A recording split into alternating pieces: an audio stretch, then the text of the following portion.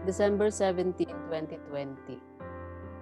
Huwebes sa ikatlong linggo sa panahon ng pagdating ng Panginoon. Pagbasa mula sa aklat ng Genesis. Noong araw na iyon, tinawag ni Jacob ang mga anak niya at sinabi, "Kayo mga anak, magsilapit sa akin. Akong inyong ama ay sumandaling din. Ikaw, Huda, ay papupurihan niyong mga anak ng ina mong mahal. Hawak mo sa leeg ang iyong kaaway. Lahat mong kapatid sa'yo'y gagalang. Mabangis na leyon ang iyong larawan. Muling nagkukubli matapos pumatay. Ang tulad ni Huday, leyong nahihimlay. Walang mga ngahas lumapit sinuman. Hawak niya'y setrong tuon sa paanan, sa gisag ng lakas at kapangyarihan. Ito'y tataglayin hanggang sa dumatal, ang tunay na haring dito'y magtatangan. Ang salita ng Diyos. Salamat sa Diyos. Salmong tugunan. Mabubuhay siyang marangal at sasagana kailanman. Turuan mo yaong haring humatol ng katwiran. Sa taglay mong katarungan, O Diyos, siya'y bahaginan. Upang siya'y maging tapat mamahala sa iyong bayan. At pati sa mahihirap, maging tapat siyang tunay. Mabubuhay siyang marangal at sasagana kailanman.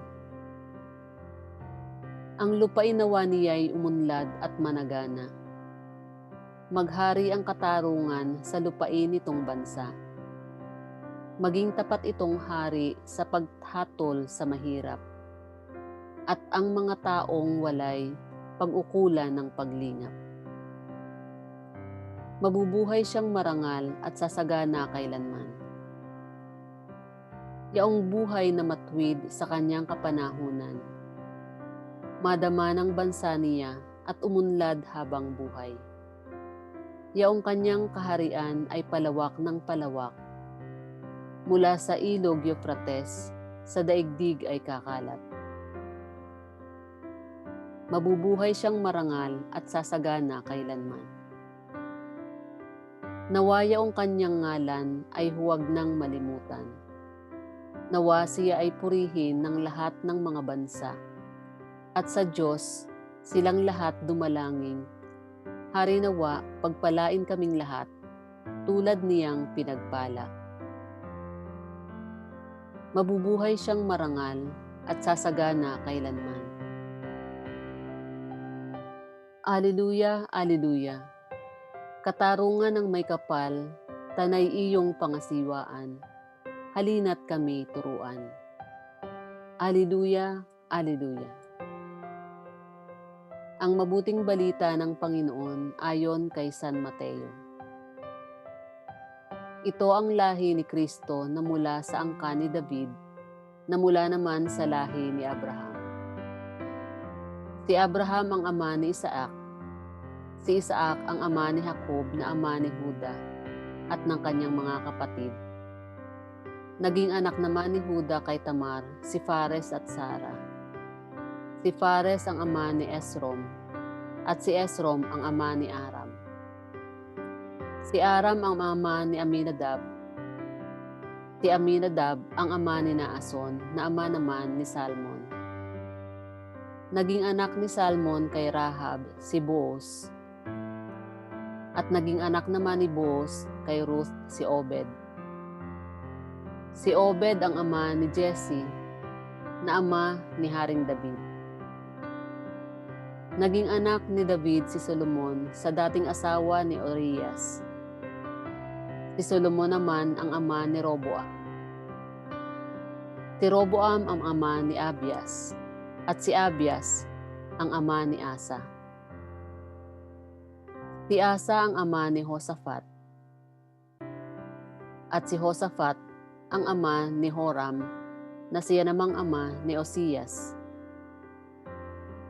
Itong si Osias ay ama ni Jotam, na ama ni Akas, at si Akas ang ama ni Ezekias, Si Ezekias ang ama ni Manases, at si Manases ang ama ni Amos at ama naman ni Hosias.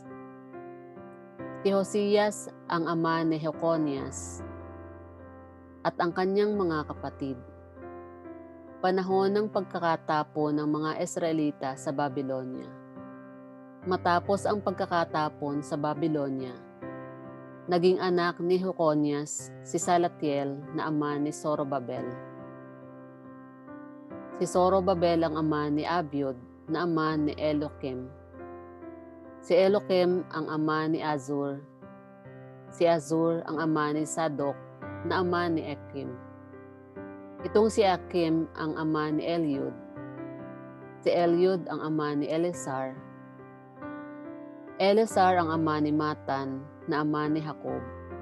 At si Jacob ang ama ni Jose na asawa ni Maria. Si Maria naman ang ina ni Jesus na tinatawag na Kristo. Sa makatwid, 14 ang salinlahi mula kay Abraham hanggang kay David. 14 mula kay David hanggang sa pagkakatapon ng mga Israelita sa Babylonia. At 14 din mula sa pagkakatapon sa Babylonia hanggang kay Kristo.